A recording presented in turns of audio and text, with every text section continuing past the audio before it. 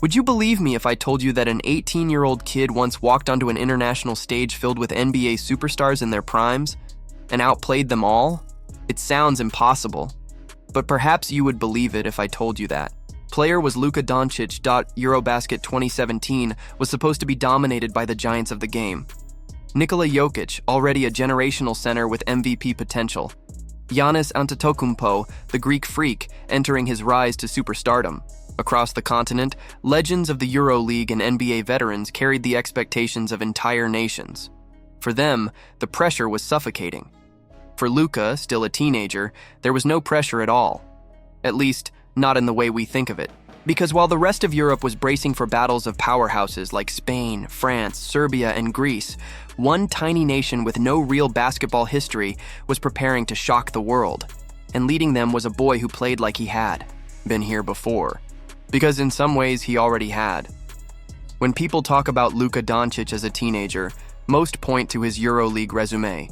Rookie of the Year, MVP, Finals MVP, champion of the second strongest basketball league on the planet, all before turning 20. Those accolades alone are staggering, something no teenager had ever accomplished.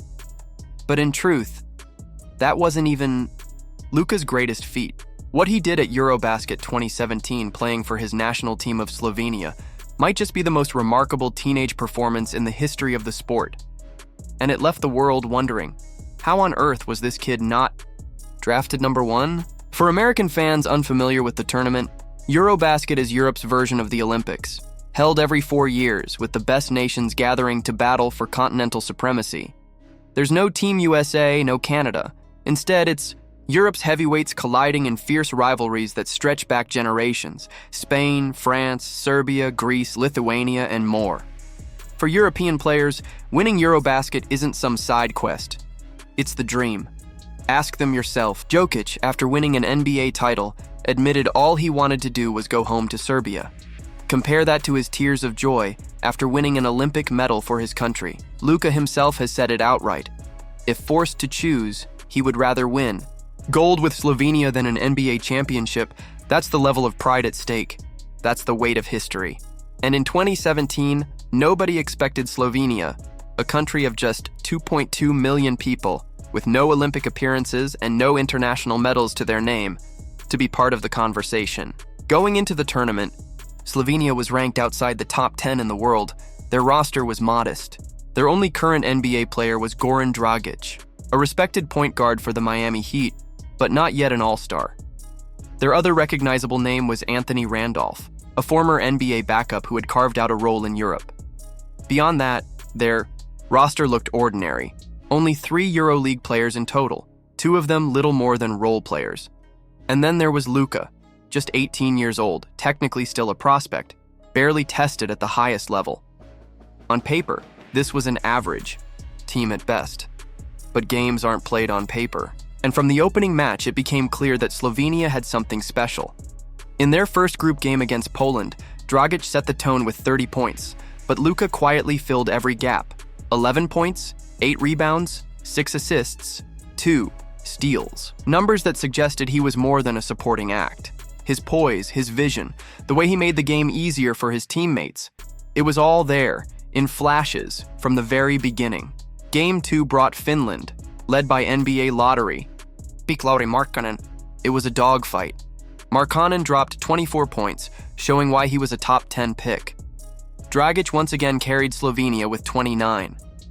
Luka had his quietest outing of the tournament, 8 points and 8 rebounds, but every contribution mattered.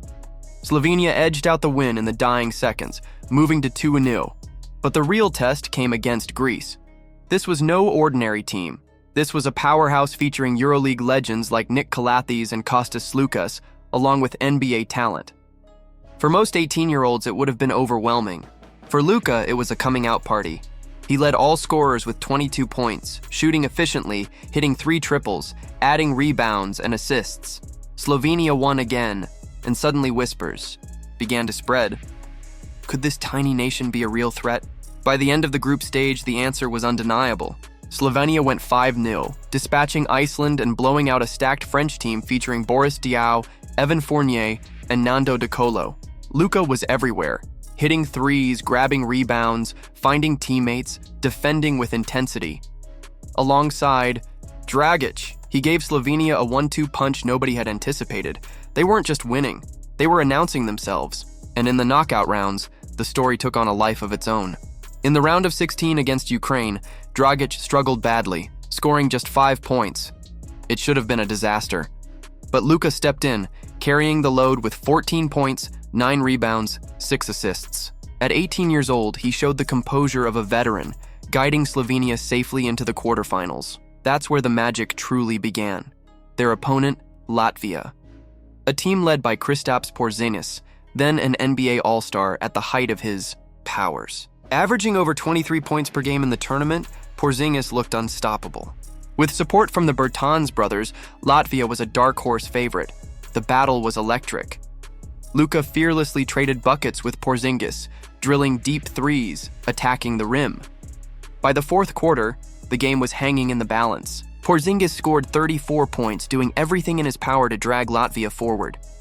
But with 5 minutes left, it was Luka's time. Step-back threes, clutch free throws, attacking mismatches. The 18-year-old dominated the closing stretch, finishing with 27 points, 9 rebounds, and 4 made triples. Slovenia had toppled Latvia. Luka Doncic wasn't just a prodigy anymore. He was the star of the tournament.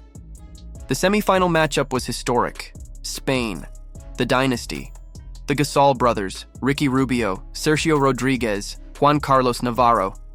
A golden generation that had pushed the United States to the brink at the Olympics and won 3 of the last 4 EuroBasket titles. Slovenia's fairy tale was supposed to end here. Instead, they dismantled Spain. From the tip, Slovenia played fearless basketball. Luka contributed across the board with 11 points, 12 rebounds, 8 assists. Dragic was electric. Their role players stepped up. And by the final buzzer, Slovenia had blown out Spain by 20. It wasn't just an upset, it was a demolition.